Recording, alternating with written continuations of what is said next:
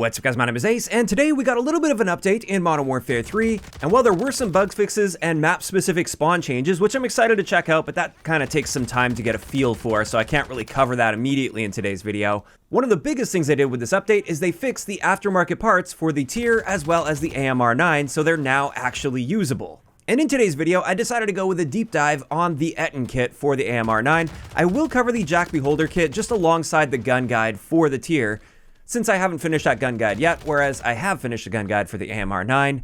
And I gotta tell you guys up front, this kit is laughably bad. But let's dive into exactly why it's so bad. And when you read the description for this kit, it mentions that it's 2 stacked barrels that fire simultaneously, which offers twice as much downrange damage, but impacts accuracy. Additionally, when we look at the advanced stats, it just breaks the recoil control section, so you can't actually see what it's doing to the recoil control there. And also, the rate of fire here displays weird because this is technically a burst, and burst guns don't display properly when it comes to rate of fire within the advanced stats. So you can pretty much ignore that. I'll cover the actual rate of fire values in just a second here. But it's also worth noting this absolutely destroys our hip fire and tac stance.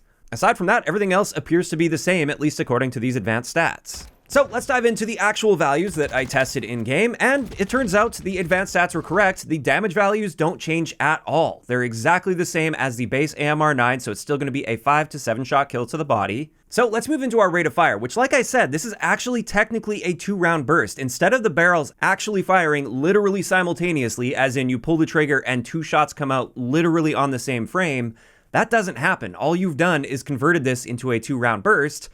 And more importantly, the burst itself appears to have the exact same rate of fire as when you just fire the gun full auto. So you're not even getting those 2 bullets any closer together than they would be if you were firing the gun in full auto. But now they've also added a very small burst delay at about 7 milliseconds. So it's hardly noticeable, but just enough that you can kind of hear that pacing, and you can hear that it's firing those quick little 2-round bursts.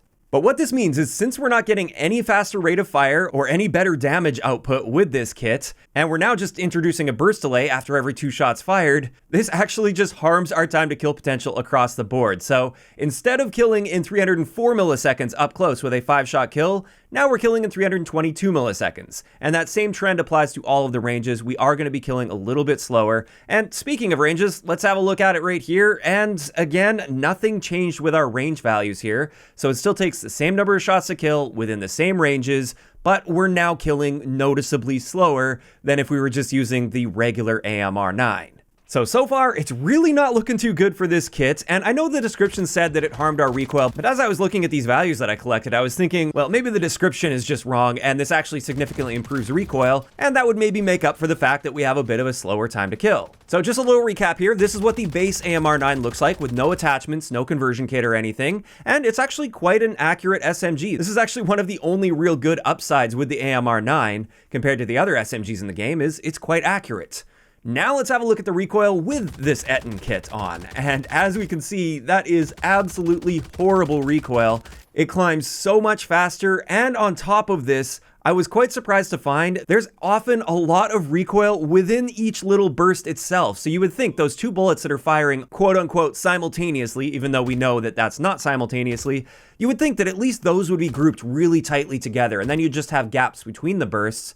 And that's not the case. You can see even with the individual bursts, you can get a massive jump from one shot to the next, which makes this wildly inaccurate compared to the base version of the gun. And as a result, if you really like taking a mediocre gun and making it worse in several really important areas without improving it in any way, you're really gonna like this ETTIN Kit, because that's exactly what this kit will do for you.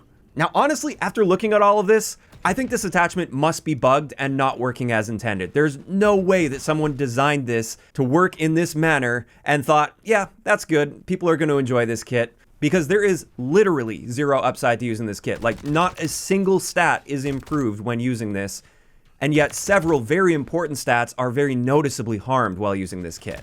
Now, my best guess is this was intended to be working very differently. I'm assuming that with that little 2-round burst with this kit, I doubt it was intended to be firing at the same rate of fire as if you just fired the gun full auto. Instead, I think that little 2-round burst is meant to be firing noticeably faster than the standard rate of fire of the gun, but for some reason that bugged out and it's not working as intended, because in that case, I could actually see some interesting trade-offs with a kit like that. If those 2 bullets came out significantly faster than the full auto fire rate of the gun, not only would they be grouped a little bit tighter together with the recoil pattern, which would make it a lot more viable, and they could still have high recoil between each of those bursts, that would also make for a much more viable time to kill potential, and perhaps even a slightly better time to kill potential than the base version of the AMR9, with the big trade-offs being the fact that you have a burst delay, so it might be a little unforgiving in certain situations, you have higher recoil, and you have worse hip-fire spread. Combine all that together, and I think that would at least make for a balanced and interesting kit that wouldn't necessarily be like amazing or overpowered. It would just offer a different way to use the AMR9 that some people might actually enjoy.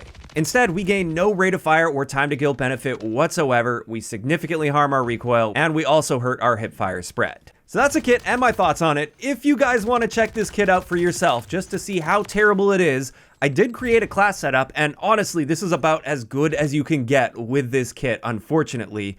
I'm not saying this is a good class setup by any means, but here's the class setup I've got for you guys, and with this, we're just trying to cut down on recoil as much as possible. I should also mention we're locked out of the muzzle and barrel section, so you can't even use this suppressed, and you can't use the muzzles that significantly help with recoil. Those are locked out completely. So all we've got here is the Bruin Heavy Support Underbarrel Grip, which is going to give us the best overall recoil control possible with an underbarrel grip here. We've got the Sakin ZX rear grip, the Seraph 14 heavy stock, and then finally the Mark III reflector, because you really can't use the iron sights with this kit very effectively because the visual shake on those iron sights is extremely jarring. So with this, we get a slower aim down sight speed at 270 milliseconds, a slightly slower sprint out time, but it's effectively exactly the same as the base, and a slower time to kill potential overall. So if you just really want to challenge yourself and get the same effect as tying both your hands behind your back, give this class setup a shot and you're likely to get the suffering that you're hoping for.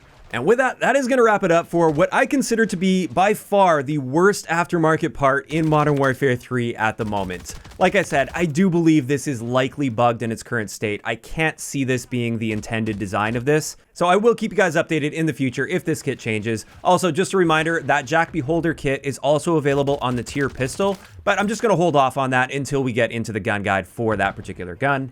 And with that, this is where I want to hear from you guys in those comments down below. First off, focusing on this ETTIN Kit for the AMR9, how are you guys feeling about it so far? Have you tried it out for yourself? And is it just as bad as the stats suggest? Also, something I'm just really curious to know for anybody that's been playing the game since this update went live this morning, how have the spawns been feeling since this update? Are they feeling any better across the board? Have you noticed any improvements to them?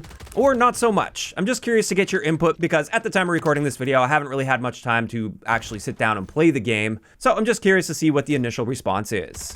If you enjoyed this video, a like rating is always appreciated. And don't forget to subscribe for more if you haven't already. I'll talk to you guys next time.